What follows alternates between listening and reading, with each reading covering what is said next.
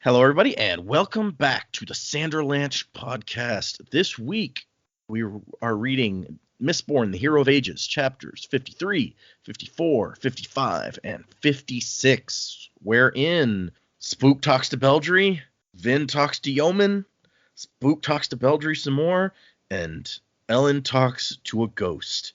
A soon-to-be-dead ghost, I guess, is what we learn. I am Data, and with me is... Jamie, Joe, and Dak. We are approaching, I think, Sanderlanche territory here. These are set up chapters, but I think we're getting there. So hang on to something, everybody. The Sanderlanche is about to begin. As the towers of steel and stone crumble to dust, the foundations of our hope begin to rust. Choking fear, screaming sound, as a reaper comes to ground. You turn to face it down because you must. And when the world starts to burn, at the point of no return, keep a hold of your conviction, tear out the affliction, before the world turns black. Stand up and take it back. So yeah, like I said, we're setting up to start knocking things down, basically. What did you guys think of these 4 chapters this week? I really enjoyed these. When we first started and I was like, oh, it's Spook and Beldry, I was a bit like, oh, here we go. But I'm pleased that they actually had a proper conversation. And yeah, I've formed some opinions that we'll talk about at the end about Beldry, but I thought it was sort of good to have that interaction where she was actually engaged in the conversation, despite not having any real action or anything. I really enjoyed the encounter between Ellen and the Mist Ghost. I thought that was quite good, and then with the revelations of the epigraph after it, like that was the moment that I was like, oh my god, things are about to just go to hell. Not that they're already not going to hell, but it's going to escalate from here for sure. I thought, yeah, the Vin and Yeoman discussion was interesting, and yeah, Yeoman's, I guess, a little bit more terrifying than what I originally thought he would be as well. And the guards moving around in Urtau, obviously there's a lot happening there too, which is all, yeah, you're right, they're definitely very much set up chapters this week, so I think we're about to see some stuff happen really quickly. And I mean, we're not at the last 2 chapters, so we're not quite at the Sanderlanche, but we will start to see things happen for sure. But I've really enjoyed these chapters this week. Yeah, I really, when I was setting up what chapters we're reading, I'm like, we have to be able to read this epigraph right after we finish the chapter, because it's not nearly as impactful if you don't get the epigraph right after the Ellen chapter, and to find out what the heck just happened. Yep. And I was like, oh, they finally found a way to communicate with this thing. Oh, he's dead now. Yeah, he's dead now. Okay. And it's gone. Yeah, but I mean, I really liked the bit about the, if he'd stuck around, there would have been a body fall from the sky, and I was like, okay, so it is like this manifestation of a person. It's an extension of a person. Okay, and then we've got the thing about Ruin's body. Ruin's body's hidden. So yeah, I don't know. I thought in general the epigraphs this week were quite good, and I'm really loving in this book that they're actually tying in to what we're reading, even though like they seem to be written after the fact. When we read the first 2 books, you were piecing together information, but it was almost information of a separate story that eventually would just make sense. Yeah. Or not.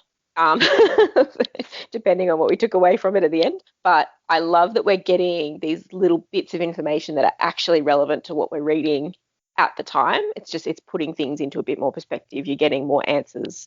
I think there's a lot of information in these epigraphs that if we didn't have that information, we wouldn't be forming opinions. Yeah.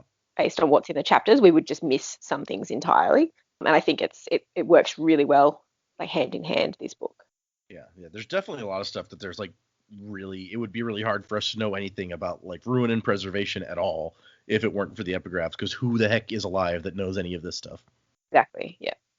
Yeah, good setup chapters this week. Excited to see where they're going to go. Getting closer to hopefully the start of the Sanderlanche. The Spook Beldray stuff, it's leveling out. It's not quite as creep-tastic, which is good, right? Because you want the guy to, not be so creepy. So that's great. And the Elend chapter, I think the Elend chapter where he meets Preservation is probably one of my favorite chapters in the book so far. I know it's not super long and it's not super poignant. He doesn't get a lot out of it, but then the following epigraph that we read, like Jamie was saying, it's just such a really good chapter to kind of have like some of the things that we've been wondering about. They're confirmed, I feel like, in this moment. So it was a nice payoff, I feel like, for us. I really enjoyed that. And then the Yeoman Vin stuff. Look, there's obviously something wrong with Yeoman. He's got some kind of mental issues, a little unstable. He's obviously a zealot, and zealots as villains are actually can be pretty cool in fiction, just because they have their motives are something above and beyond what the protagonist can really understand, because they don't understand their ideology completely. But Vin seems to think he has some ulterior motive, so I guess we'll find out. But yeah, I actually really enjoyed most of the chapters. I was wondering how you'd feel about the Ellen one, because at least it starts out, you were kind of, the last Ellen chapter was kind of a downer for you. You're like, it's so just depressing. And this one starts out kind of depressing because he's just like, I give up, basically. And so I was wondering what you'd take from that. Yeah, well, I mean, there's a big turn though, and Sazed even, well, I'm assuming Sazed points it out in the epigraph. He's just like, Allran, yeah, sure, yeah. Yeah, Allran. It's like, this is a turning point. It's like he may have laid down in the ash and just given up right there. And I think that's another reason why I like it so much. It's because we have this guy who doesn't know what to do, and then he kind of figures it out. He figures out this puzzle piece that Vin, bless her, she wouldn't have figured it out. So it's just it was a really cool moment, I feel like. Yeah, I agree. And there's some stuff like we talked about with Vin when she's examining the plate, and it turns out there's like this secret riddle there that she can never figure out because that's not her bag. There's some stuff that you need Ellen for and some stuff that you need Vin for. It's like you talked about last time, where they each have separate kind of missions. Yeah, I'll agree with the other guys. The Elend and Preservation chapter was the highlight. I don't know if either of the others called the Mist Ghost was Preservation. I never did. So as soon as I read that, I'm just like, oh God, it was staring us in the face the whole time. How did I miss that? So that was kind of cool. I'm sorry that it's gone now. That one was cool. I loved the conversation with Vin and Yeoman. Like, that was really cool. I think Yeoman's a really cool villain or antagonist, I guess. Like, I'm enjoying seeing him just go, yeah, I'm going to do this legally. I'm the king. I can do what I want, but it's legal because I'm the king. So that was just a really good conversation. Yeoman's had his conversations with Ellen before. We haven't seen him sit down with Vin till now, so that was really interesting. He's taking no chances. He's being very careful, so that's really cool.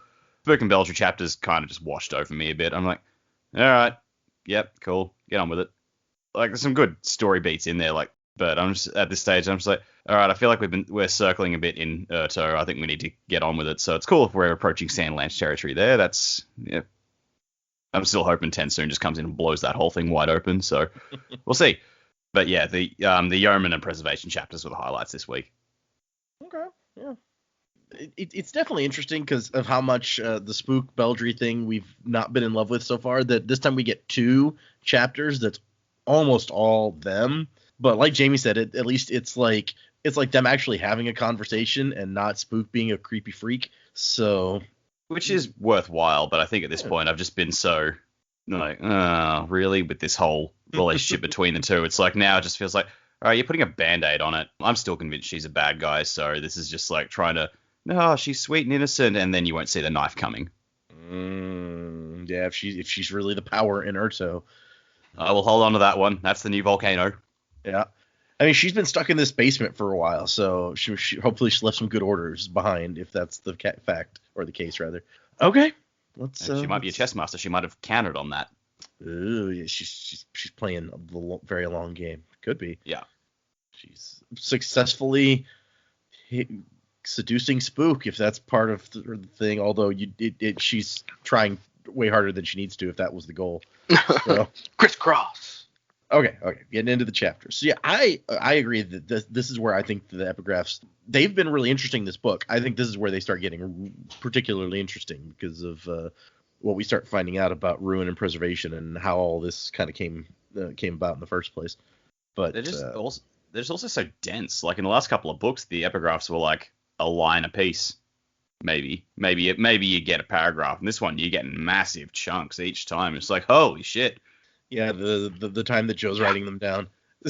I know, that's what I was about to say. I chose the wrong book to write them down verbatim. I think it would be really good. Like in the last two books, you kind of get the passages where it puts them all back together, and then you can read them in order. Like part of me is like, I would really like to just read that all as its own chapter, and just really, once we finish the book, just really absorb the rest of that information. Because I'm sure there's stuff from earlier chapters in the epigraphs that we've just missed or glossed over, or it'll come back in the end. But it was like, this is some writing of we assume is Sazed. I would really like to read that and see what that looks like at the end. So. Yeah. Worst case scenario, you can do what I do and just go to the Wikipedia entry for epigraph from the Hero of Ages, and there's just a nice list of them all in a row. Okay, well, we get to the end of the book and we're allowed to do that sort of stuff. Yeah, exactly. Sure. So the first one is about the pact between ruin and preservation. It is a thing of gods and difficult to explain. So what it boils down to is that neither ruin or preservation can create, because creation is not an act of pure ruining or pure preserving. They have to work together. So they had to make a deal. It says ruin eventually acquired the ability to end the world, but that wasn't part of the original plan. So I think we kind of talked about that before when we were talking about ruin and preservation, and you're like, neither of these things seems like they can do some of the things that we've seen. And it kind of lays it out here where it's like, again, neither of them can create. They only can. Yeah. They have to work together to create something. It's like preservation is preserving what's there. Ruin is ruining what's there. There's got to be something there, guys. Come on. Yeah. No, this all makes sense. I'm glad we got the explanation there. Yeah, to me, it's like an explanation of, it's like basically neither one of them can create a life cycle, right? So it's like preservation might be able to create a stone, but he can't create a body that decays. So I guess that's like where ruin comes in. Yeah, and I mean, even just if you want to go from preservation to anything normal, like just even regular change, that's not preservation. That if something changes, you're kind of ruining something to make something else. So it's a weird balance, I guess, you have to strike in order to make something interesting. So Spook walks up and Beldry's hanging out by the underground lake. I like that he's for some reason I really like the conversation about the tea. That I'll skip around a little bit, but he's like, here, have some tea, and she's like, oh, this is good, and he's like, yeah, I mean, it's the Lord Ruler's personal blend for all we know. We found it down here with all the other shit. Lord Ruler was actually a tea snob. It could be. You never know. Damn it, Carr, I said lemongrass. I like to think that on a Sunday afternoon, Lord Ruler would sit up in his tower with his inquisitors and just sit down for a nice spot of tea and a scone by the fire or something. That would be lovely. Very civilized. Yeah. Yeah, he'd be like, tea, Earl, me, hot. I also like that as he's talking to her and he can't figure out what to say. He's like, Kelsier, please tell me what to do. But Kelsier does not get involved here. And there's actually... What does Ruin know about picking up chicks? Well, and that's the thing. That's I think the only thing I'm going to pick out of the annotations here is that Brandon says, quote unquote, Kelsier can't help Spook with relationship advice, which is telling. Ruin does not understand relationships at all. It's one of his main weaknesses. Like any true evil, he can't understand love. Voldemort, yep, there he is. Yep, it's a magic he never understood. What is this thing you humans call love? There you go, getting it in early. Yep, getting Futurama going. There we go. Also, like, does he say that out loud or does he think it? Because we're still not sure if Ruin Kelsier can even hear Spook's That's thoughts. true. No, he does not say that out loud. That would be weird. As he's sitting next to Beldry and she's talking to him, he's like, Kelsier, tell me what to do. Hey, man, I wouldn't put it past the guy. Yeah. And then we find out a little bit about Beldry's history, that she was, I guess, raised as a noblewoman, and she's like a good little noble girl. And it turns out that she's not pure noble. She finds out, like, just a couple years ago, and they were going to execute her. if the Lord Ruler hadn't fallen. Yeah, good little noble girl. That's the title of my autobiography. And I mean, you gotta feel a little bit sorry for her. She's like, what do you do when the priest that you've been paying to tutor you since you were a child, people you trusted more than your own parents, come to take you away for execution? And she's like, I just went with them. That's definitely rough. You imagine you're like first grade teacher, and then for some reason they continue to teach you all throughout your life, and then they're like, hey, I gotta take you to go get killed. Be like, oh, okay, no. No. But she didn't say no. She was like, okay, I guess if that's what you want. It's like, no, maybe I shouldn't have led with that. Let's go for ice cream and murder. What was that second part? Nothing. What flavor is this ice cream? Poison? I mean... Oh, yep, there you go. Make it easy. Yeah. It's cursed. But you get your choice of topping. The toppings. The topping is also cursed. Actually, the toppings contain potassium benzoate. Yeah, which is bad. That's bad. Yeah. Anyway. And then Spook starts to talk about himself and how he came into the crew by accident, basically. Which is, I guess, kind of fair and kind of not fair, given that we know how it happened. That it was like invite clubs, and then Dox is like, hey, he has a relative who's a tin eye. You want to invite him too? And Kelsier's like, yeah, invite him too. So it's not 100% that he's only there because of his uncle, but it's kind of that way. I mean, let's face it. He's the afterthought. Yeah. So he's not totally wrong, but he's playing himself down. I think he probably feels more strongly about it, just given that he wasn't so much involved. He was an observer. He was sent to do the spying, and like he wasn't sort of that main player, I guess, in the crew to begin with. So he's taken these bits of information that he feels, even though he doesn't know what happened on the other side of conversations. You know, if you already feel a bit down about how your involvement went, you got to go, well, yeah, I was the afterthought. I was there because I was with clubs, not because I was there of my own merit. Right. Yeah, all those pep talks that Kelsier gave Vin, turns out he should have saved one for Spook. You know. Probably. Kelsier can only do so much for you. Yeah, I mean, wasn't with the pep talk. I mean, come on. Hey, Kelsier understood the slang. He could have made the pep talk into the slang. It's true. We don't want to encourage that sort of behavior in Spook. Yeah, okay, fair point. And, he's putting himself down. He's like, yeah, Say's just really in charge here, and Breeze is also higher up than me. They just let me do the stuff that they don't want to do. And then we get into the conversation about Vin and Ellen, which I think is a really cute thing, where he's just like, oh my gosh, don't get me started on those two. Ellen is like this forgetful scholar who sets his meetings and forgets about them, only dresses with any fashion sense because a terrorist woman bought him a new wardrobe. It's fun that perspective on them, which is not completely wrong, but... Burn, Emperor. Have no fashion sense. Yeah, I'll say these things when he's not here. Right. Exactly. Ellen, shows up with Ham, and he hears Spook talking bad about him. He turns to Ham. He's like, well, you know what we have to do. Ham's like, oh, really? We got to execute him? Yeah, I don't like it either, but he made fun of me. Can't have that.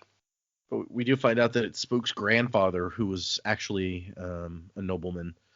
I think we probably could have. I don't remember if we've discussed it before, but I think it's pretty obvious if those two were his parents in that flashback that neither one of them was a noble. So makes sense. But when it comes to Vin, he's like, Vin, she's something else. Also, I tried to court her one time, which I found interesting. He's like, I tried to court her once, and it says, really? Beldry said, perking up. She's like, oh, this is interesting. I want some of the gossip from the Emperor's court. And then he's like, oh, I'm just, so forgettable. And she's like, I don't think you're forgettable. Of course, I'd like you more if you let me go instead of keeping me prisoner. That reminds me of the time I told some lady at work that I was extremely forgettable. Oh, yeah. We've heard that story on the show. It's a really awkward thing to say to somebody. But, it's par for the course with old Spook, right? She seems into it. Of course, if Dak is right, then she's just playing into what Spook wants here. And she's like, oh, maybe I'll flirt with him a little bit. Yeah. Or it's Stockholm Syndrome, Yeah. And so Spook promises that he'll try to not kill her brother, which, what more can you ask from a guy? That's I never make a more solid promise than that. Okay, I'll try not to murder him.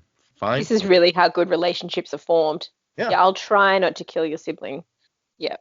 I mean, Vin made no such promise. to Exactly. Ellen. Right?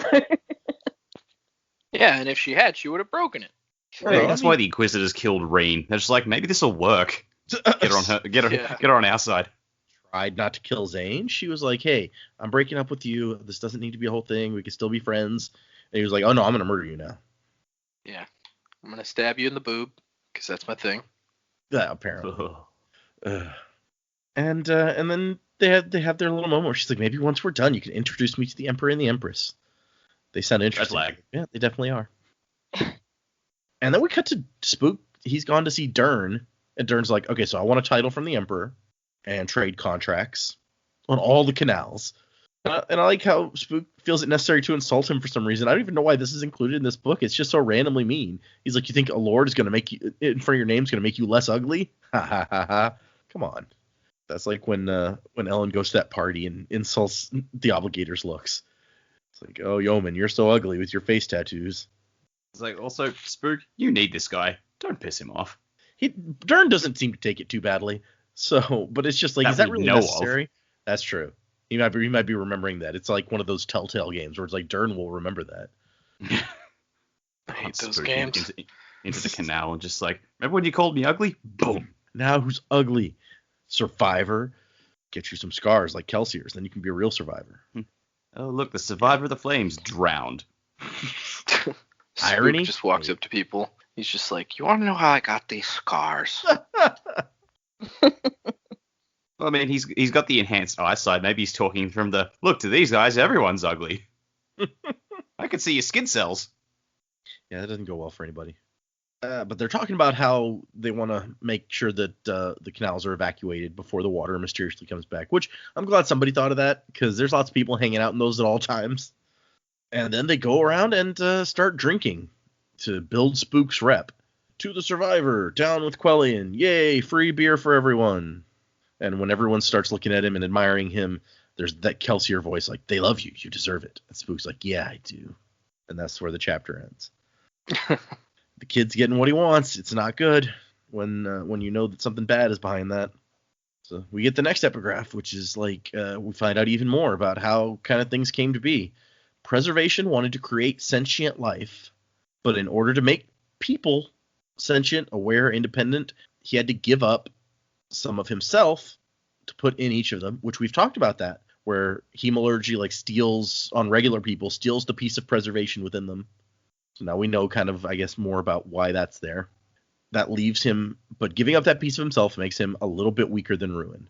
Not a lot, but enough that over the course of millennia, or eons, as this says, the difference would allow Ruin to win and end the world. So that's the agreement they have. Preservation gets mankind, and Ruin gets proof in this imbalance between them is his proof that he'll eventually be able to destroy the world. So it's a win-win, except that Preservation eventually breaks that deal. Man, nobody likes a Welcher, am I right? I think maybe humanity would appreciate him in this case. Just saying. Well, how long? Yeah, I mean, I guess we don't know. It's like, how long has Scadrial been spinning? You know, it's like maybe it's time. Maybe I'm with Ruin on this one. Well, they created humanity and I think even the planet together. With this as part of the deal that eventually it would wind down and Ruin would get to end it. So yeah. Technically, I only built the sandcastle so I could kick it over. Damn it. Yeah. So I guess if the two people or beings who got together and created the whole thing, if they're like, okay, it's officially supposed to end at this time, then yeah, I guess in a way it is. It's time. The bill has come due as. Ruin's standing next to the big red button in his evil lair, looking at his watch, just going, where the hell is he? He said this was time. Some gods just want to watch the world burn. That is Ruin, yeah. And then we cut to Vin, and Vin wakes up, and she tries to keep pretending to be asleep. She's like, I gotta figure out what's going on. But then a voice is like, well, your breathing's changed, so you're obviously awake. She's like, damn it. She got me. But we also find out that she's been unconscious long enough that the metals have passed through her system, is how they've drained her of her metals, basically. And I like that it says she like sits up and moves, and the guards see the motion, and they're like, oh, geez, and they jump up. I'm like, did you not jump up when Yeoman's like, well, you're obviously awake now? Or has Yeoman been sitting there for like hours and just every once in a while he's like, hey, I'm He clearly just awake now. tests it. Yeah. Yeah, I thought the same thing. I was like, didn't they hear him talking to her? I don't understand why they were startled. I assume they're just like terrified of her in general. She is scary. That's what I took out of it. But I really enjoy the idea that Yeoman's just sitting there going, are you awake? Please wake up. I'm bored now. Yeah. That's my headcanon because it's so much more fun. He's like, this is like the 30th time I've asked. Thank God you finally woke up. He's just like, yeah, Bentley, I said like I only needed lunch up here. I think I'm gonna need dinner too. Yeah. And so they have a weird conversation, quite frankly, where he's like, what am I supposed to do with you? You could murder everyone in this room if you had a chance. And he gives her some water, and she's like, he's like, seriously, if I wanted to poison you, I wouldn't have to trick you. Like, you drank that wine down there of your own volition. So, but he's made sure that there's no trace metals in this water. And he was prepared. Oh yeah. Yeah, he's done his homework. And we find out that her manacles and chains and such are made of silver, which is, he says, a particularly frustrating metal for Mistborn, or so I'm told. Because it gives Silver was the one Brandon wanted to use and couldn't in the end, yeah? Yeah. He had to change it to tin. This is him getting his own frustrations out there. It's just like, silver, very frustrating for me. I think it is that, in part, yeah. And then they have a conversation about her earrings, and he's like, why do you wear this? Like, silver on the outside, bronze on the inside? Like, Mm-hmm. you're gonna burn this bronze spike, and... I think old Yeoman may know something about hemalurgy. Well, he gives it back to her. So if he actually thought if he knows about hemalurgy and thinks this is a spike like you do, it's a bold move to give it back. Well, that's why I was like, when she put it, he waited until she put it in her ear, and then it was kind of like, Well, yeah, and she reads that as like, he's giving me this to test to see like if I have some sort of trap so that I will spring it. Right, a trap like hemalurgy. But I mean, if he gave that back to her and she puts that back in, it's gonna enhance her allomantic abilities. But if she doesn't have any metal that she's consumed anyway, right, then I guess they're fairly safe. Yeah, one would think. But then we get Ruin whispering to her, being like, "You should kill them, or kill him, all of them." Yeah. In fact. You notice he didn't start talking to her until she had that ring back in. Is that right? Mm. I think that's right. Yeah. Yep. Yeah, that's right. Old Ruin. He's a weird one.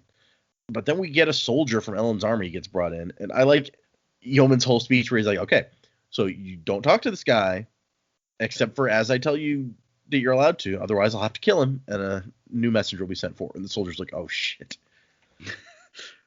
It's those servants from that last Vin chapter all over again, where it's like, "Yeah, go ahead and kill the servants. See if I care." And so they have the question that hopefully if she's really a Khandra, she wouldn't be able to answer about what she ate for breakfast the morning of the party. And she's like, that's not going to work for that long, right? Like, Ellen's a king first, so he'll do what he needs to do. And Yeoman's like, yeah, maybe.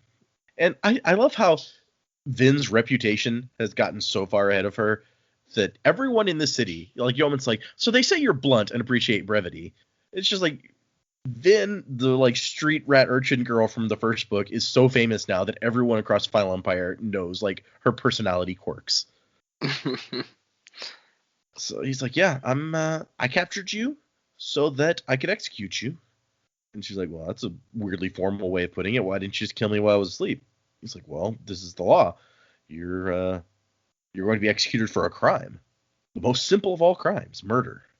She's like, who did I kill that this guy cared about? And then she realizes, is like, oh, somebody way more important to him than like a friend or a family member is the Lord Ruler. I believe the term is deicide. Yeah. Yeah. Yeah, too bad she's not being put on trial for the cool crime of robbery. Nope. They're gonna.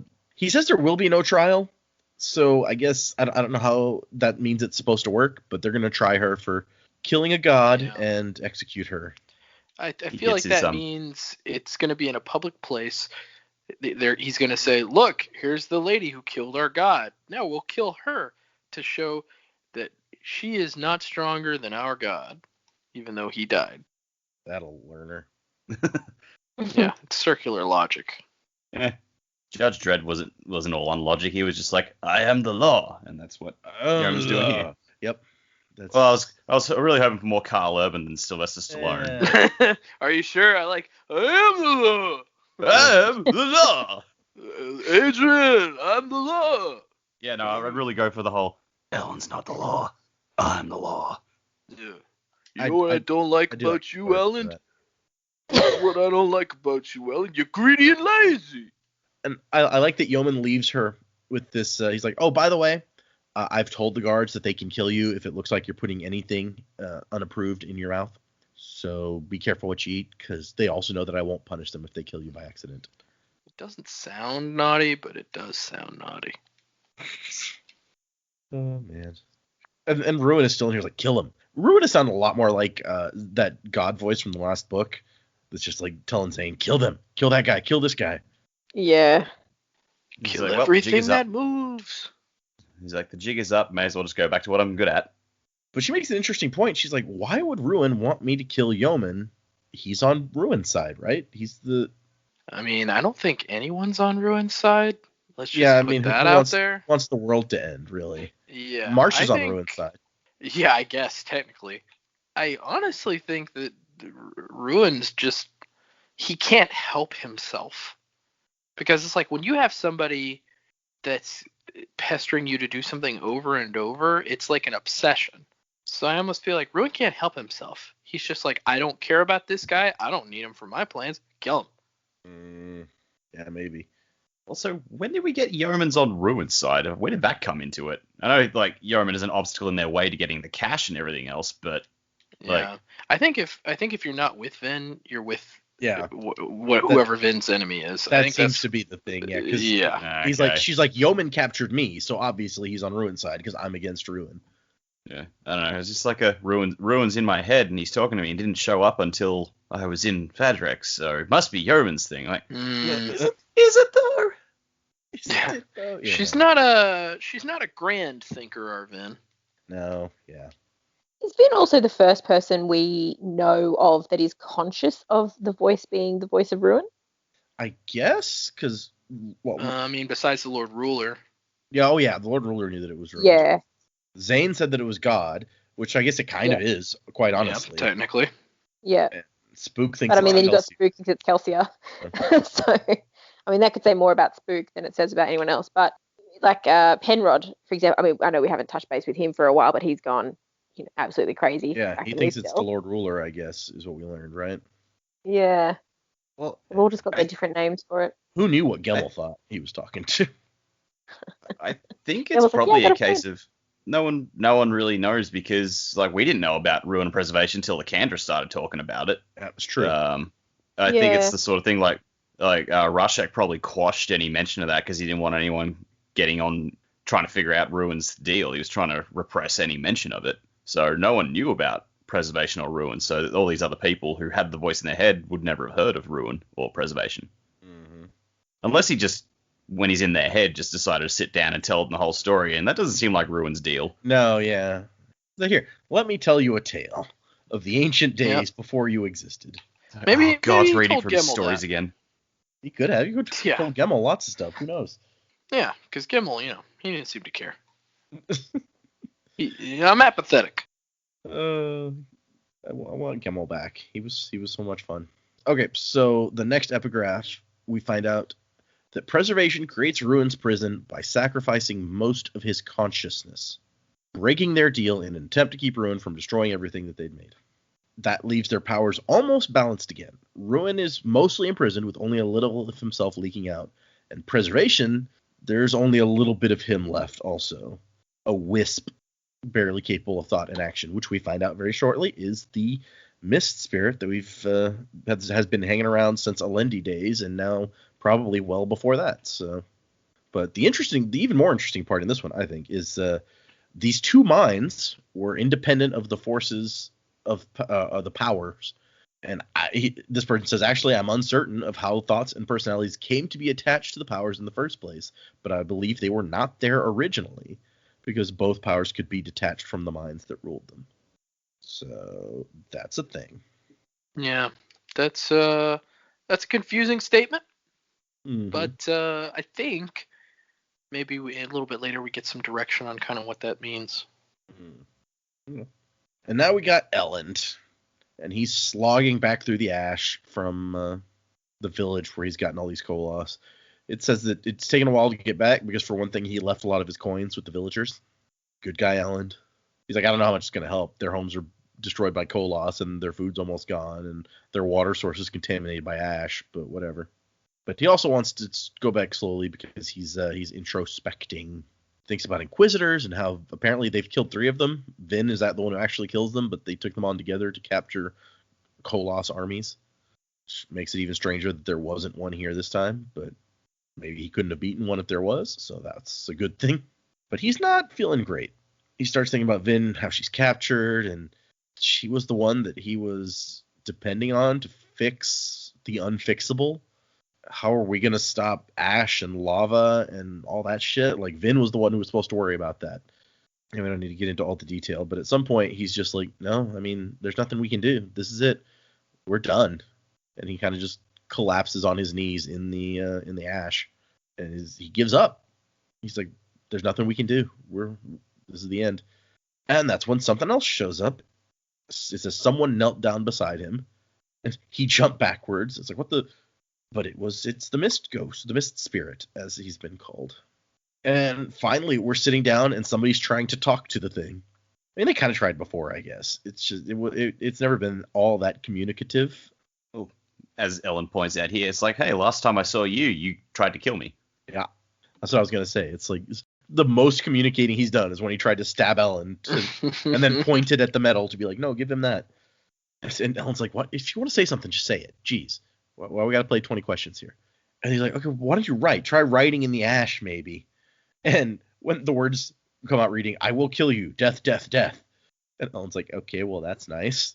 I mean, we know that Ruin's sabotaging the message, but I also like that that's what Ruin wanted it to say.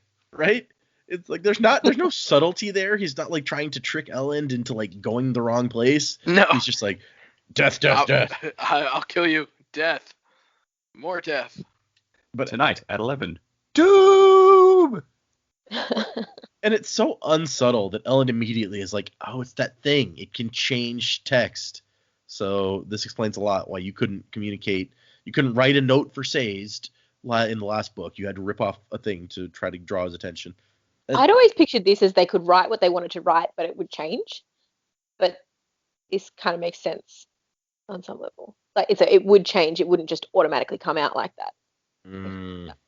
There was an annotation that I didn't read that part of it, where Brandon kind of goes into a little detail on where the change happens, or maybe it might not even been an annotation. It might have been a question. Someone's like, well, how can it change words in a metal mind if it can't change words on like a metal sheet? And Brandon said that whether it's in writing or in putting stuff in a metal mind or whatever, the easiest place for Ruin to change something was during the transition. So as you're putting it down on paper or as you're moving it into a metal mind or whatever, that's when it can get them and change it somehow. I don't know if that's really helpful or it makes any more sense, but but I like that Ellen's like, okay, well, like go slowly and maybe I can see what letters your hands are forming. And he's like, no, this isn't working either. Either it's changing that or you don't know your letters. I love when the thought finally occurs to him. It's like, maybe that's what you're actually writing. I'm assuming you're good. It's true. Despite having been stabbed. Yeah. But then we get into the more 20 questions. It's like, okay, wave for yes, stand still for no, and we'll get some information finally. So what we find out is that this thing Ellen notes that it's not as solid as it was before. It is. He asks if it's weaker than it was before, and it is. Because the world is ending.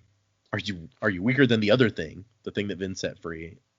Yes, a lot weaker. Yeah. He's like, great. The one thing that might be able to help us, and it's not really able to solve this. Not related to the ash falling, not causing the ash falling. The other thing is causing the ash to fall. Is the other thing making the mists come during the day? No. Wait, so you're making the mist come during the day? And the answer seems to be maybe or kinda? Yeah, and so here's where I think maybe that previous sentence makes sense about the powers being separated from the mind. Yeah. It's like preservation doesn't know what it's doing. Like its power is being wielded without preservation really, like maybe it's more instinctual as opposed to he's willing it to happen. Okay. So yeah, we know that from that last one that most of his mind is gone now, most of his consciousness. So it could have been him causing the mists, but not this piece of his consciousness like willfully doing it, is what you're saying? Yeah, and also like the percentages of sick and whatever is just in general preservation trying to get across a message that like this is not natural, it's not random, like there's something at play here that needs to be addressed. Yeah, we Well, definitely. maybe there's more to the percentage, but I don't know. They seem to think that the percentage is supposed to be some sort of message about something to let them know that it's not naturally occurring. But if there's more to it, we don't know yet. So maybe it's a message from preservation. But preservation doesn't know it. Well, yeah. So there's we talk about percentages. Is that what it is? Well, it's 16% to get sick, I think, but then it's 1 in 16 that like stays sick longer. Mm-hmm. So it's a percentage and a fraction. Okay. I was wondering if like maybe the percentage numbers were like coordinates, but that doesn't sound like it really fits. I mean, if you take 1 in 16, that's 6.25%. So I guess maybe you could, if you use both percentages and they just haven't done that yet. Yeah.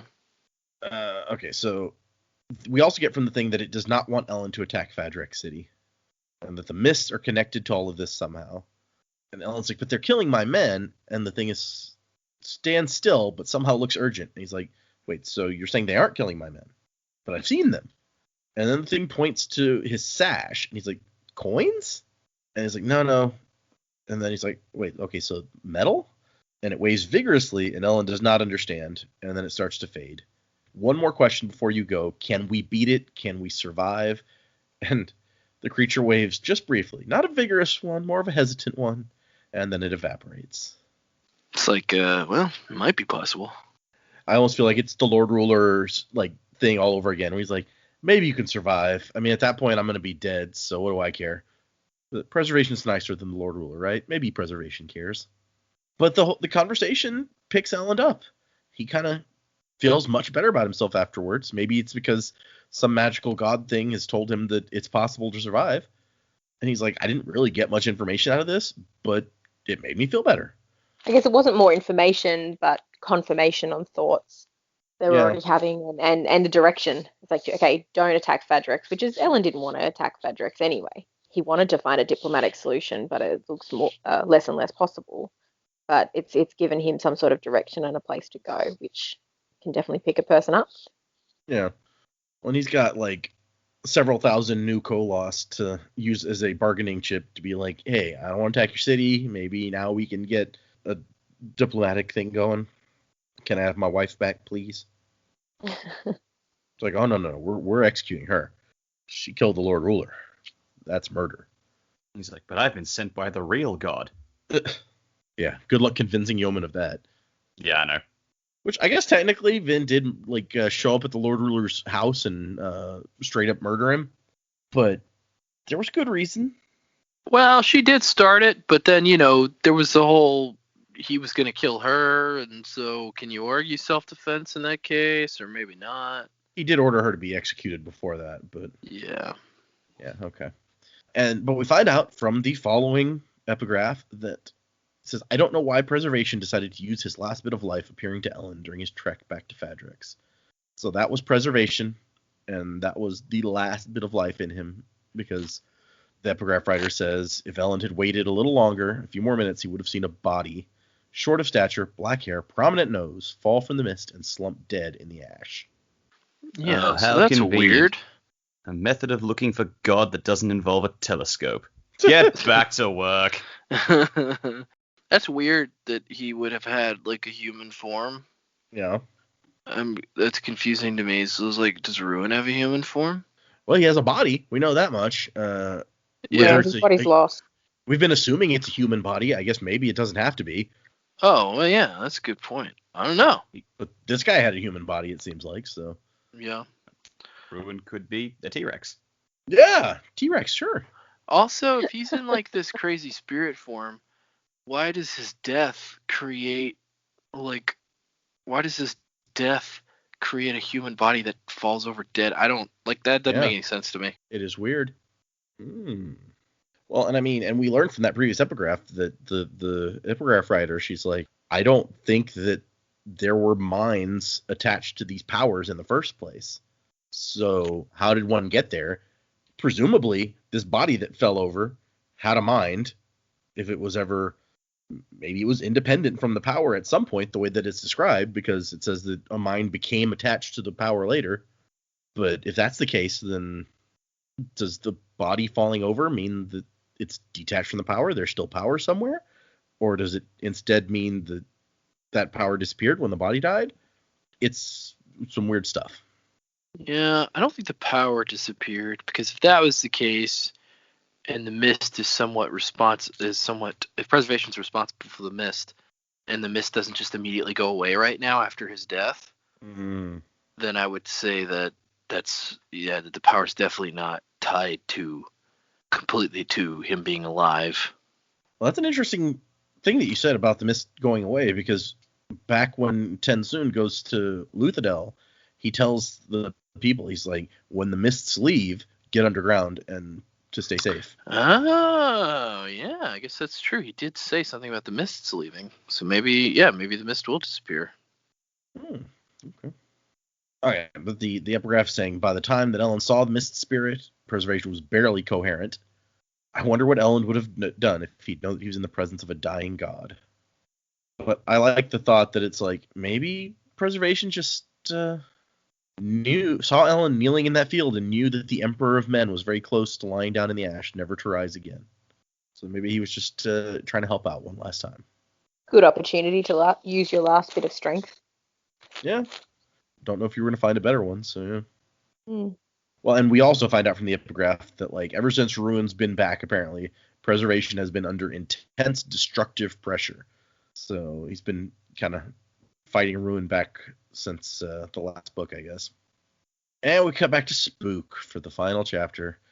Back standing in the cavern in his little kind of curtained off room, trying to figure out how to get Quellion to reveal himself as an Allomancer. He's trying to copy Kelsier's, like, putting stuff on a board to work out problems. He wants to be Kelsier so bad, this kid. And really, dude, Kelsier didn't have... I guess he had a good life for most of his life, tricking people and stealing their money and having a good old time. But some bad shit happened to him, and you don't really want that. Yeah. Spook, you gotta stop trying to be Kelsier and just be you, bro. That just sort of makes him a foil for Quellion. Quellion is just like, this is what the Survivor would do. And it's not. And Spook is just like, this is what Kelsier would do. And it's not. So people just stop trying to be Kelsier. Everyone, stop trying to be Kelsier. He wasn't as great as you think. He really wasn't as great as they think. It's like, oh my gosh, guys. Like, Spook, you should know better. You knew Kelsier. He was kind of an asshole. I mean, great guy, don't get me wrong, in a lot of ways, but also an asshole. Anyway. And it turns out that Beldre shows up, and she kind of looks at what he's doing, and it turns out that he's been making notations on this board in street slang. And she's like, even the words are different. Wuzzing? What's wuzzing? And he's trying to explain. He's like, you start sentences with it. It's like, wuzzing the run of there means I was running to that place. Finally, the dude explains it. And then she goes, wuzzing the wearer of how of the fines. It sounds like gibberish. Yeah. So when I read that, I read her saying the words in gibberish and just immediately jumped to she knew street slang. And I was just like, oh, God's sake. Really? Spook, you finally found one. It's like, Jamie, read the rest of the sentence. She's just reading it off the board. because I thought it had all the scratchings on the board that she couldn't read it as well. And I was just like, of course, Spook's handwriting would be terrible. What a terrible spy having to pass on notes in street slang that couldn't be read. Wow. But I'm relieved to know that she couldn't understand it. That made me happier. But at first I was just mad. That would have been a ridiculous coincidence, especially when she's raised as a noblewoman and like paid alligators to teach her how to read and write and stuff. It's like, if she knew street slang, that would be ridiculous. Yes. Yes, it would. It's like one of the obligators is trying to be every cliched cool teacher ever and is teaching her in the slang. She stands on her desk and she's like, "Oh, Captain, my Captain." Or wasn't with the captain. But he said that like people tell him he still has an accent, and then when he slips into it for a minute here, she's like, "Oh, I think the accent is, you shouldn't be ashamed of that. I think it's kind of charming." And I'm like, what kind of accent is with the weird words? Like this, it doesn't seem like an accent to me, but maybe I'm just not hearing it, so I don't understand. Well, they're supposed to be French, right? So maybe when he speaks the street slang, he's like, he goes real Texan with it, and he's just like, wasn't with the play, like wasn't with the running, and she's like, oh, it's charming. Oh gosh, I don't want to think that. No, I'm not. It can be like a British accent. The British and the French hate each other. There you go. Yeah. And so when she asks like, so what is it? What are you working on? And he starts to kind of push her out, and she's like, oh. And then he thinks, well, her brother always does that to her. Doesn't let her be involved, so I'm gonna let her feel like she can be involved. Which, dude, you're plotting to overthrow her brother and possibly kill him. Is this really what she should be involved in? What you should be showing her all of your plans? But whatever. He's not thinking with his brain. And I like she's like, no, that won't work. He's not going to use allomancy like that and reveal to everyone. And Spook's like, well, if I threaten him well enough, he might. She's like, but you promised not to hurt him. He's like, no. I promise to try and find another way. Also, I don't intend to kill him. I just need to make him think that I'm going to kill him. Yeah, okay. Whatever, Spook. Yeah, I think Spook's writing a check his tush can't cash here. I think old Ruin Kelsier's gonna make him do the deed in the end. We do know how much Ruin loves telling people to kill other people. That's like his whole bag. Yeah, he's like, I like living the ruined life, stabbing people with my ruined knife. That was Preservation who stabbed a dude, to be fair. That's true. But Spook comes out and promises that he will not kill her brother. Which, how romantic can you get? Like that's as romantic as is possible. Hey, baby, I'm not gonna kill your brother. I mean, compared to his first attempts to romance her, which were, I am going to kill your brother, I feel like we improved 100%. Yeah, it's a total 180. Yeah. He went from progress. I know why you're sad to I'm gonna not kill your brother. How do you like them apples? He's learning. See? Baby steps. Yeah, well, you can't ask too much of the guy. Come on. But she asks if she can write him a letter and maybe convince him to listen. And Spook's like, yeah, okay, but I'm gonna have to read it. And thinks to himself, what I'll really do is rewrite it on a different sheet of paper, change the line order, add some words here and there. I may be dumb, but I've been on thieving crews long enough to know these secret codes and stuff. Yeah, it's smart. Also, there's a power in his head which can automatically rewrite shit for him, so... Yeah, just like, hey, Kelsier, will you be my secretary and write this up differently, please? It's like, I need to change this words, and Ruin's like, done. I got it. That would be revealing a little too much, maybe, about what Kelsier can do, but... Yeah, and then by the time, her brother gets the letter, it's just going to say, I'm going to kill you, death. Just what I was about to say. That would be great. She writes up a nice letter to her brother, and Spook rewrites it, and then by the time it gets to Quellion, it's like, death. That'd be awesome. But Gordel shows up to let him know that the soldiers who have been surrounding them are now gone. And it's like, this feels ominous. But Gordel's like, wow, it'll make sneaking out easier, right? So this is great. Gordel seems to have let the team down a bit here. Like, Breeze is right. Gordel's asking, where did they go? And Breeze's like, that's your job, dude. It's like, you have scouts. Have them answer that question. Yeah. Yeah, and then he has to wait for Spook for confirmation. Come on, Gordell, you're better than this. That was interesting. Where Say's notes, he's like, even Gordell's looking over at Spook for confirmation of stuff from us. Interesting. And I like, he's sitting here and he's like, Spook's done some good stuff and he's been given orders, taken charge. He still hasn't answered any questions about like the bandage over his eyes or anything. I'm like, yeah, maybe you guys should figure some of this shit out before you just like, oh yeah, you be in charge. It's fine. You don't have to explain any of the extremely weird stuff. Yeah, Say's is being real like laid back about this. He's like, yeah, it is weird he didn't explain any of this yet, but oh well. Yeah, it's like, how hard have you guys actually asked? This is an excellent question. Well, I mean, I feel like the one time Say's did ask, Spook was just like, I'll tell you later. I just can't tell you right now. That's true. Which is like what every teenager says when they're trying to hide something. It's like, I'll tell you later. Yeah. It's like, come on, Says, just like ask again. You've been here for quite a while now. It's like, I'm sure you've had multiple opportunities. Plus, right? Like, I thought for certain after he did the flying leap out of a burning building, they would just be like, well, okay, what the hell was that? But right. No, apparently they're just like, shit happens around us. Yeah, he used like a gymnastic springboard. It was a whole setup. So if they just asked the question and Spook answered it, we wouldn't have this story.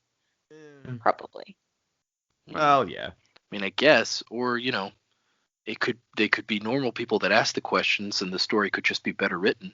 Well, given how little they're pushing here, like if they did ask, if they're like, hey, Spook, come on, we can't just let this slide. How'd you jump out of that building? And he's like, so it turns out I can burn pewter.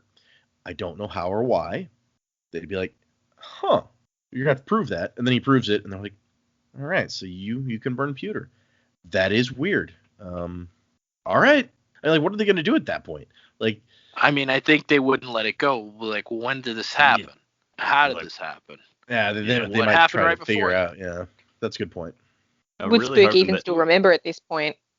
Would Spook even still remember at this point if he'd been stabbed as well? Yeah. Yeah. But I mean, if he did remember, it's like, well, Kelsier came to me in a vision and told me he gave me the blessing to burn pewter, and then they'd be like, wait, what? Oh yeah, that part would definitely be a whole other conversation. It's like, wait, you're seeing Kelsier? Yeah. All right.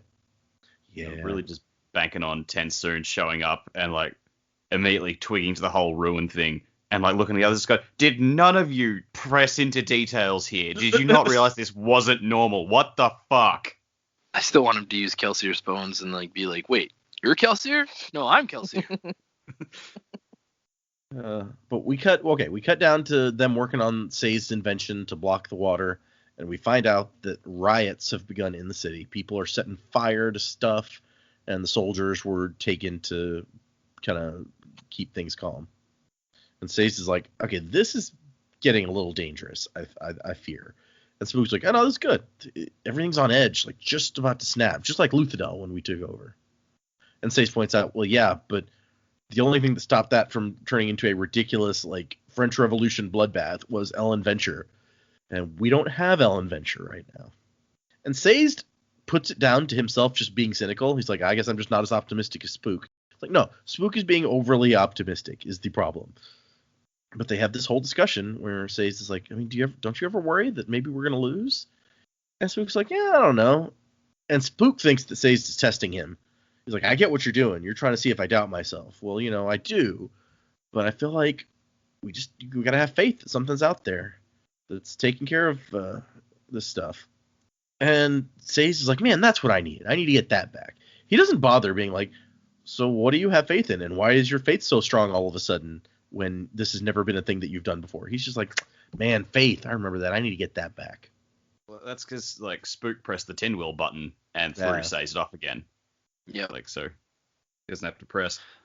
Also, this conversation, like, at the end, like, Say's looks at Spook's eyes and sees the hope in them. It's like, oh, the bandages came off? Oh, that's it said earlier that in the cave he wasn't. Yeah, that he wasn't wearing. Yeah. Oh, Lantern lights, okay. Yeah, okay.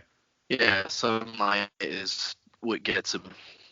It says that now that he has pewter, he can stand some more light from like the lantern. That's right. Yep. Mm-hmm. But yeah, that is the end of our chapters for this week. A lot of Spook and Beldry, but a lot of very interesting stuff too. I say that as if like, yeah, the Spook and Beldry stuff's super boring, but interesting stuff otherwise. That's not fair. this is Spook and Beldry stuff is finally a little normal and not creepy. So I'm good with it. Yeah, I'll give it that. So let's get into doing predicaments. Let's go in the reverse of the last order. So Dak, you want to go first? Okay, so all the stuff about how preservation apparently has a human-ish body, and then there's the powers all seem to be independent of the bodies or the minds pulsing through them. I think that Bruin and Preservation are humans from somewhere that were granted power by an even higher power above them, because there's a running theme in this series about granting of power. Like Hemalurgy steals power and grants it elsewhere. The metals grant you power, like the bead that Elend ate. Like the Lord Ruler granted power to his followers.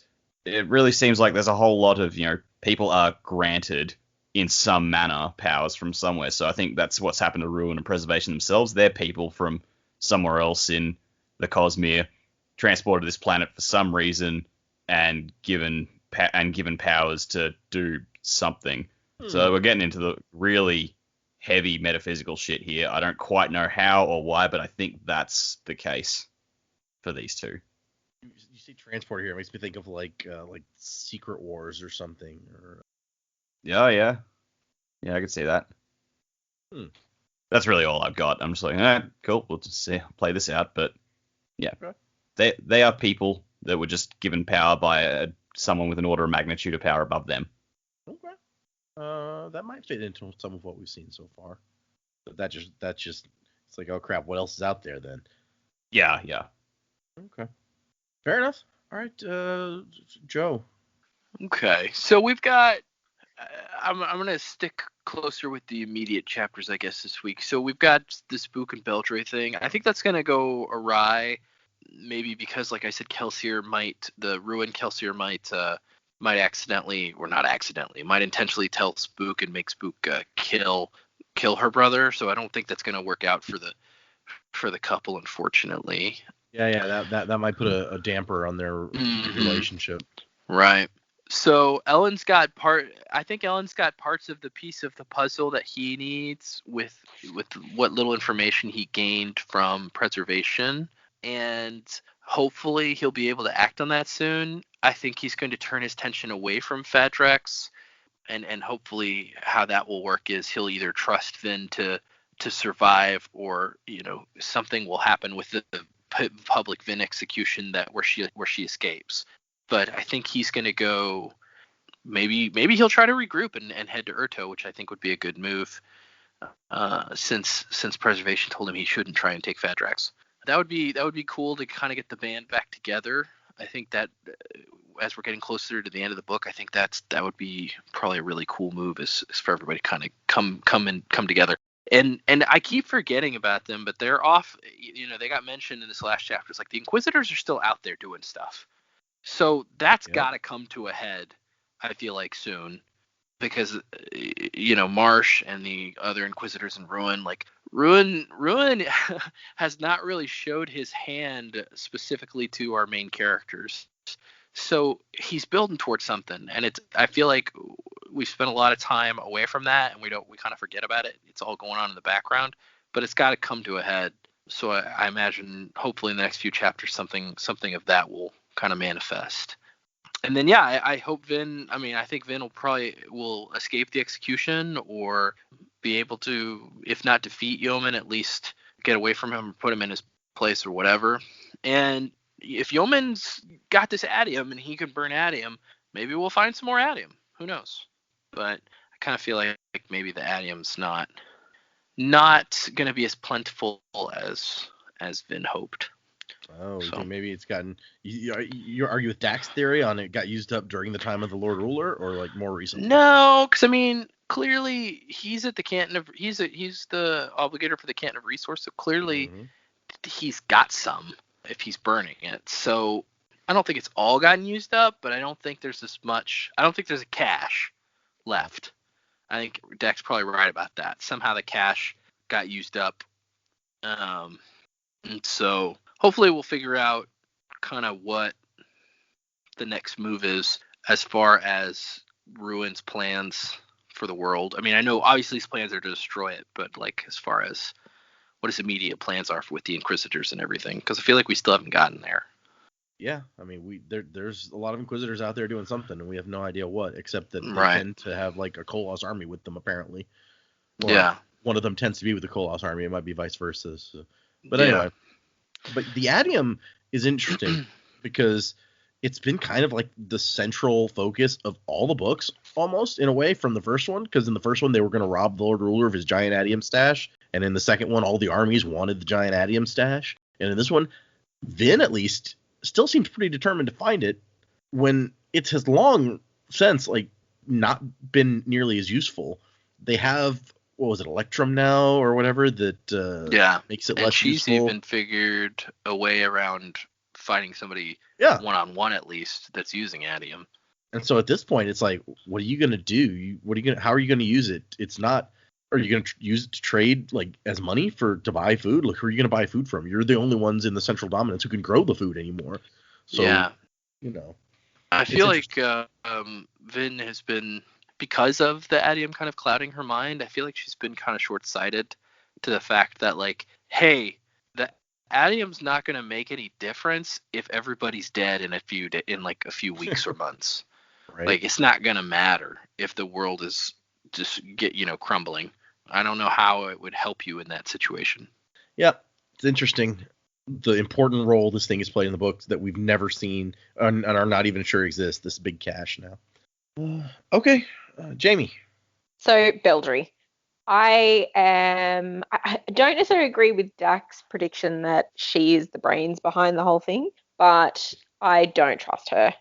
How do you go from, I'm going to scream in 3 heartbeats if you don't leave me alone, to I'm going to come in and have this conversation with you?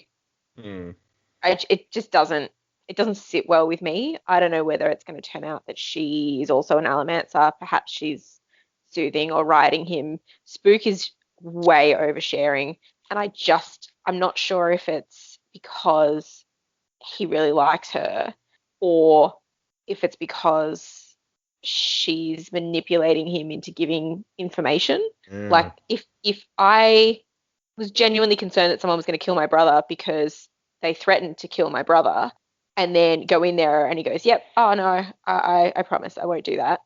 Also, then I'm going to start asking about Elend and Vin. It just feels like she's grabbing information. And like, at least Spook has gone, you know what, I'm going to rewrite the letter or whatever.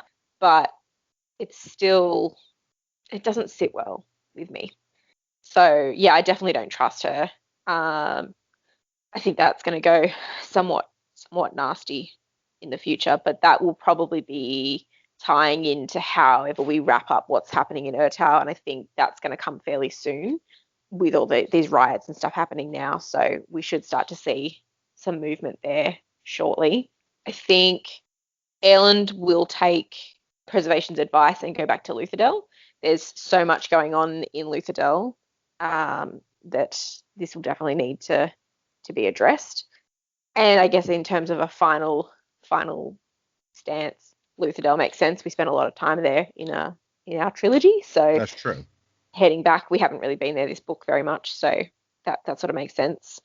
Given that Tensoon's already left there, I believe he's heading to Urtal, somewhere that way. Yeah, that seemed to be the case.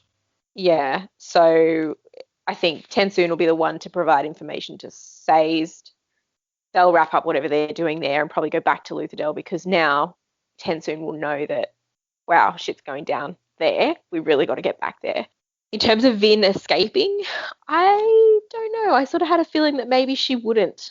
We are getting closer to the end, and one of my previous predictions was that everyone would die at the end, except those who managed to escape Scadrial. Maybe she won't make it. Oh, I don't know. I mean, Vin. Yes, I love Vin too, but we are getting to the end of the story, and yeah, maybe, I don't know, maybe she won't, and it'd be interesting to see what that does to Elend as well. He's got to make those decisions, and Vin is supportive of him supporting, the people rather than coming back just for her. So I don't know. I actually think Vin might, whether she does get executed or not, I think she'll still be in Fadrex for a little while. And even if she does make it, I think she's still got a bit of headway that she could make there. I don't know that Adium's going to be really relevant. I mean, I hope that she reaches across and just steals that bit of Adium from Yeoman's head. Stop wearing it like a crown. And, maybe she'll have the opportunity to burn it. And we know that she, like from her thieving days, she's still pretty agile. She's pretty quick even without her allomancy. So it is possible, if she had the ability to sort of foresee what other people's movements were going to be, that she could outsmart them and escape. But I don't know it's going to be as straightforward as that for her. Yeah. Now you got me sad. You got me sad about Vin. I know, but it's been a long story, and she's definitely had a huge part to play in that story. Does everything finally rest on her? Does she have to make a sacrifice to have something else happen?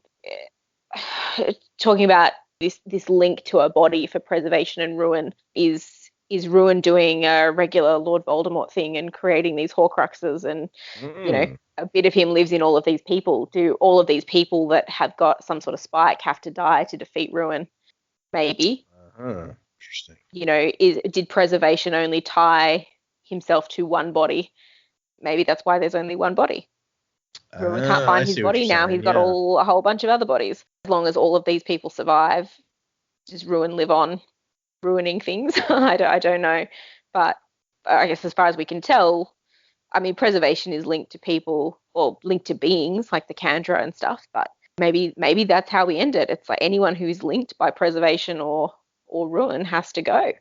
Interesting. Everybody has a little bit of preservation in them, making them sentient apparently. So that'd be everybody. But then again, talking about escaping Scadrial, it's like we still haven't found a spaceship or anything. Maybe there's a secret final cache, and all the Adium has gotten turned into a rocket ship. A rocket ship of Adium. Yeah. It seems like a significant scientific advancement. Yeah, somebody might have mentioned that. They discovered rocket science in the meantime. Yeah. That was actually Rashek's plan the whole time. Mm-hmm. It's like, I'm pushing back technology, except for me. This is totally random, but if they made a movie of this book, I think Yeoman should be played by John Malkovich. I can see that. Sure. I hadn't thought about that, but I can see it. Yeah. He's got a good voice for it, I think. Yeah. Yeah, I agree. I was thinking more Viggo Mortensen, but I could see Malkovich. Oh, dude, Viggo playing a bad guy? That'd be pretty sweet. Right? Okay, we have many emails today, so I guess let's get started into that.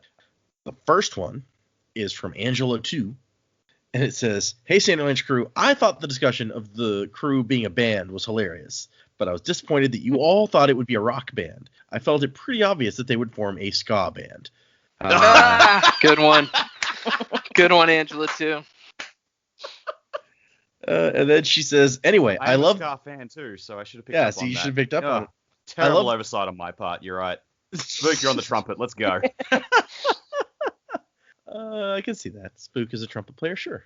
I love the realization that the realization has been made that Wilder predicaments are some of the most correct ones.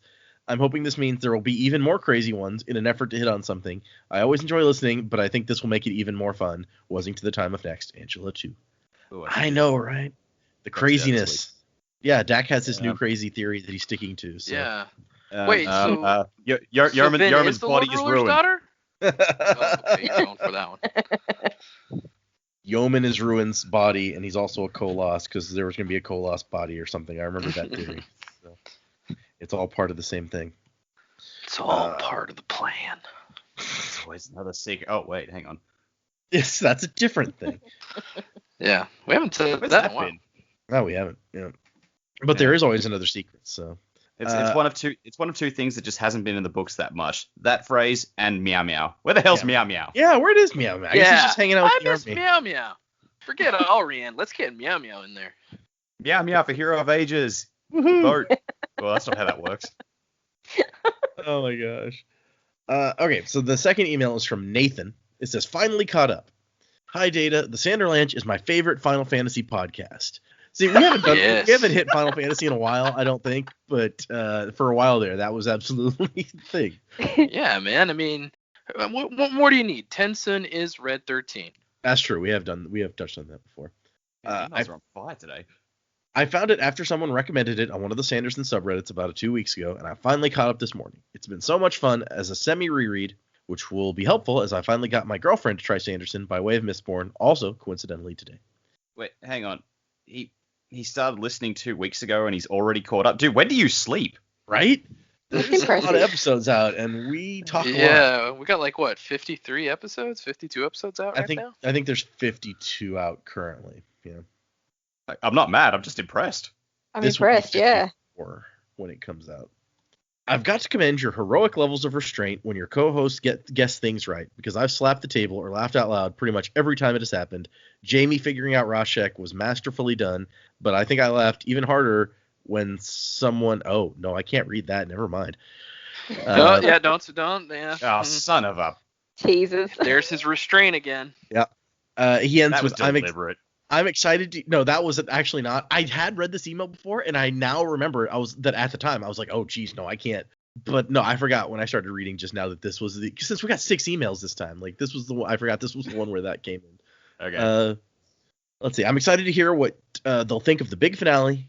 Can't wait to hear Joe's reaction to some things that I'm not going to read. I'm also thinking that I'll read along when y'all start on Elantris. It's one Cosmere book that I haven't gotten to yet. Wasn't to the time of next, Nathan. So... Yeah, I'm excited for some of those same things, Nathan. It should be very interesting. Okay, third email from Tom. The title is, I think I remembered the E this time, because Tom's the person who tried to send us an email at the wrong address once. Oh, shit. Uh-huh. You did it. Yep. Yay. It starts out with Sanderlanche, like Avalanche, but it still looks weird to me for some reason. I had to check my podcast reader multiple times to make sure it was right. Oh, gosh. I want to thank you guys for an enjoyable binge revisit of the Mistborn trilogy so far. I just caught up with your latest episode and have enjoyed it so much. I totally respect the dedication you have. Someone who works in the Eastern U.S. with regular meetings with colleagues in Adelaide and Melbourne. Is that how you say those guys? Yes. Yep. Okay. Didn't know Good if I was job. getting it correct. Thanks. I know it can be challenging to coordinate times that work in multiple time zones nearly half a day apart. Plus, daylight savings transitions were always a bit of oh, yeah. We had a whole thing with daylight savings. Oh, yep. Jesus. Yeah, Partly because I behind the can't keep scenes on the straight in my brain. Sanderlanche.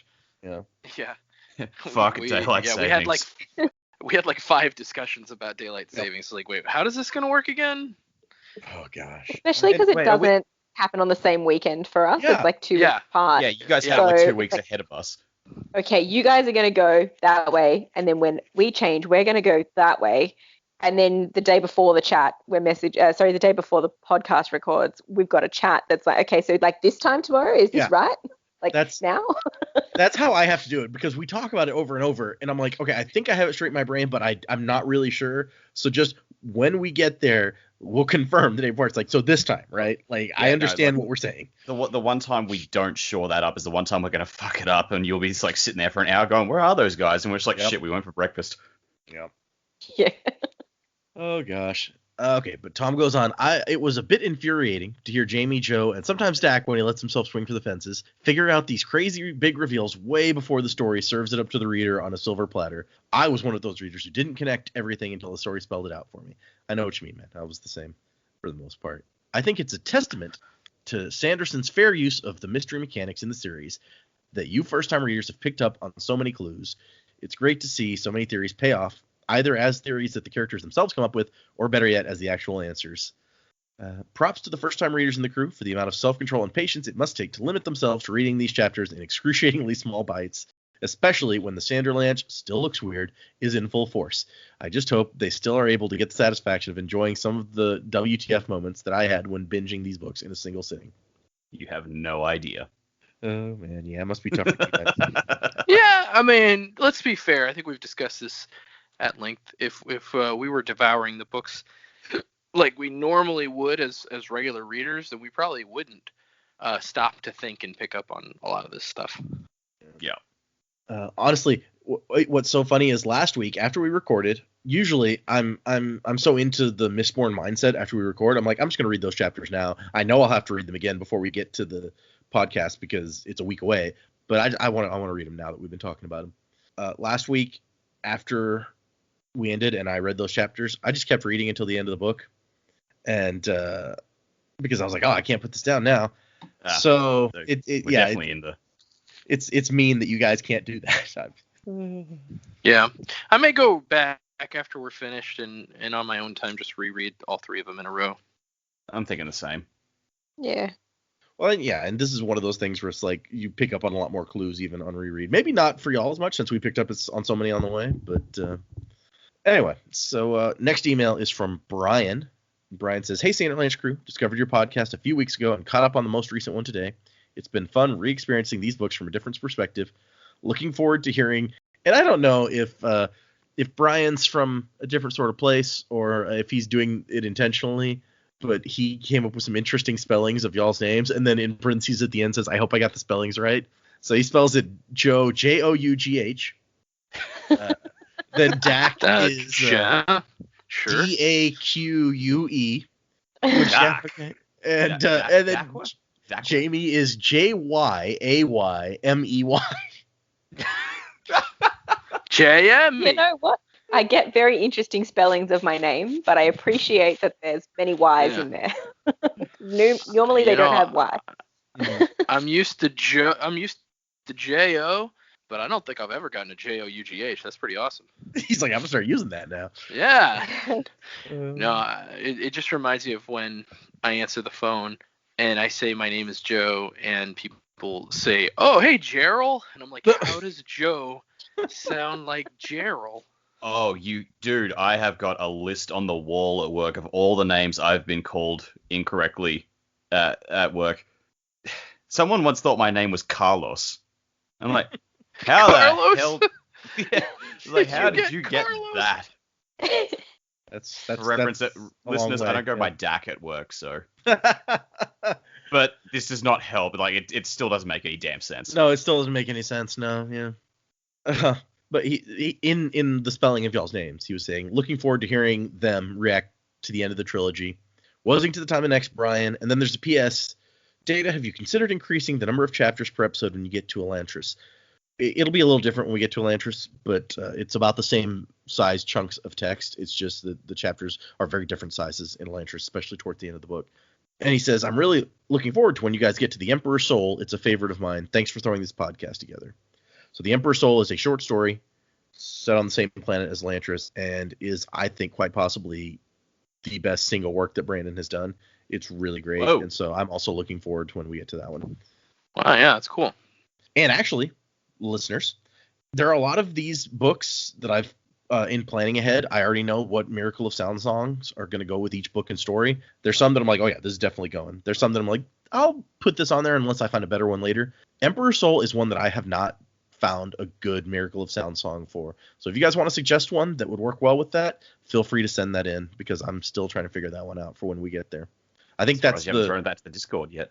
I almost did today, and so that's why when I read this email, I was like, let's go ahead and throw that out there because we were actually talking about Miracle of Sound songs. They were like, hey, can you maybe, instead of telling us what story or book is next, tell us what song's going to be next, and then we can try to guess which book it would go with. Oh, and that's I was like, cool. I was like, that is a cool idea. Although then you lose the when you're listening to the first episode being like, oh, this is the song that goes with this, because I got to tell everyone what book's coming eventually because they got to know before we get there for people following along. So you kind of lose any surprise at that point if you do it that way. So I told them, like, I'll think about that. Maybe that's a cool idea that we can put into the works somehow, but I got to think on it a little bit. But that was Brian's email. Thank you, Brian. The next two aren't too long. We'll just truck through all these this week, which will save up some room because next week, I'm letting you know now, right in the middle of the email. So for people who just skip over this crap and don't care, you're going to miss it. Next week, I'm going to announce exactly what we're reading next. And when I reveal, I told you guys when I tell you whether or not I decided, because it's been, are we doing Secret History next? Are we not doing it? And I told you guys there was an email that helped me decide which way I was going to go. I will go back to that email next week and explain why I picked the way that I picked and what we're going to do. So to come back next week to find out what is next on our list. These guys already know. I told them, but for the audience. Our next email is from Sasha. And Sasha says, hey, Data, could you pass this on to Joe in the next episode? A lot of his repeating stuff I said to you already, but I want this on record. That's true. She sent some of this in an earlier email, but it was spoilery at that time, so I couldn't read that. Dear Joe, you wanted to know listeners' feelings about Spook. You wanted to know how anyone could defend him in full creep mode. I have ranted about Stalker Spook before, but it was spoilers at the time, so Data didn't share. Now I can say the majority of what's on my mind, so here's my 2 boxings on this subplot. I have no problem with Spook in most of the trilogy. Not my favorite character, but I was never bothered by his slang or self-esteem issues or awkwardness, except for one thing. I hate his stupid, creepy, Twilight-esque romance, quote-unquote, with Beldry. I hate that he's a peeping tin eye. I hate that he never thinks with his upstairs brain. I hate that Beldry's characterization consists of sad and naive and not much else. And I'm leaving out some details in here that might come a little bit later, but I think that fits with what we've seen of her so far. I hate that just when Spook is actually getting his own character arc, the thoughtful and awesome moments are interspersed with dreck. And yes, I consider Spook jumping out a window to rescue a child from a burning building to be awesome. I'm sorry that you don't. I hate every page that Beldry is on with the passion of 1,000 burning ash mounts. So you want to know how I defend Spook here? I don't. I skim through these bits on rereads and pretend they never happened, because even authors as amazing as Brandon have cringe plot lines now and then. And then Did I say I didn't like Spook jumping out of a building saving a child? I feel like that's not something I would have said. No, I think I don't remember that. I think that we were like, oh, that's a super badass moment, and that you were just kind of like, it was okay. I feel like that's the discussion. Let's go with that. But now I'll have hey, he saved a kid. I'm all for that. But yeah, Sasha, I 100% agree with you. It's difficult, because I already had a bad taste in my mouth, and then he lays this shit on me, where he's just like creeping on this girl. It's just like it's not good. Even Twilight, the peeping weirdness of Twilight is different, because you're talking about a supernatural being. Their behavioral patterns aren't going to be the same as a person. So I'm with you. It's creepy. But hey, and I feel like I've said this from time to time. Let me reiterate. Everybody's entitled to their own opinion. I'm entitled to my own opinion. And the readers and the listeners, you guys are entitled to your own opinion. Even if we disagree on things in the book, that doesn't mean that the books are bad or that they're good or that Spook is a bad character or that he's a great character. It just means we feel different ways about it. And I just feel like I don't really like Spook that much. And the creepiness doesn't help. Creepiness doesn't make a character more endearing to you? Jeez, what do you want? Yeah, a normal person that's relatable, maybe? I don't know. I like Sasha's PS is I'd take Auriane over Beldry any day. Auriane's personality may be annoying, but at least she has one. So that puts her one step up on Beldry. Shots man, yeah, got him. It says coins pushed. I don't know. Puts her one up on Beldry, and then the word swan has a line through it. The cardboard cutout. Oh, I get it. Swan, like Twilight. No, I totally get it. See, I've never read Twilight, and for some reason, when I read Swan, the first thing I thought of was Emma Swan from Once Upon a Time. Once Upon a Time. Thank you. Because I watched like the first 3 seasons of that show and really enjoyed it, or maybe 4 seasons, whatever. So that was where my head went. I'm like, what's wrong with Emma? Emma's cool. She was pretty cool. No, she's talking about the crazy teenager that falls in love with a vampire and is super obsessed with him. But again, talking about a supernatural creature with a human girl, it's a different thing. Read the Sookie Stackhouse novels. It's basically the same crap, even though she turns out to be a fairy or some shit. And our last one is, there's like 3 different names on this. It's signed to Salvador, so I'm going to go with Salvador. It's from Salvador. It says, Dear Dak, Data, Jamie, Joe, did you guys notice that there are 2 D names and 2 J names? I think that's funny. That's been in the back of my head like since day one. I'm just like, how did that happen? Yeah. Well, sometimes we're discussing what order are we going, and I'm like alphabetical, and I'm like, oh, they are really like there's 2 of them right next to each other, and then one further away in the alphabet. We got to think about that. Yeah. Well, it's funny too because I think about that, and then where I work, almost everybody there's name starts with a J or an S. Kind of weird. Mine too. We have the J team. As you're going through interviews for people, it's almost like you can pick them. They start with a J. All right, I reckon you'll be okay. Yeah, you're gonna get terrible. Yeah. Let's interview this person. Their name starts with a J. Okay. It says I always think that's funny. I read that. Anyway, just wanted to tell you that I much enjoyed the podcast and encourage to keep on until you've read at least the Cosmere. I don't think that the other Brandon books are as good, but that's just my opinion. I disagree with you there. Salvador, I'm going to tell you one thing. One of my favorites is The Rhythmatist. which I didn't read for the longest time because A, it's directed at like a younger audience, and B, it wasn't in the Cosmere, so I was like, I don't need to read that. His other stuff's great. Eventually, I got so tired I got so like impatient for another book to come out between one of his books and the next one. I was like, fine, I'll read it, and it is one of my favorites. So I just disagree with you on that bit. Yeah. So can we read that since it's not a part of the Cosmere? No. Oh.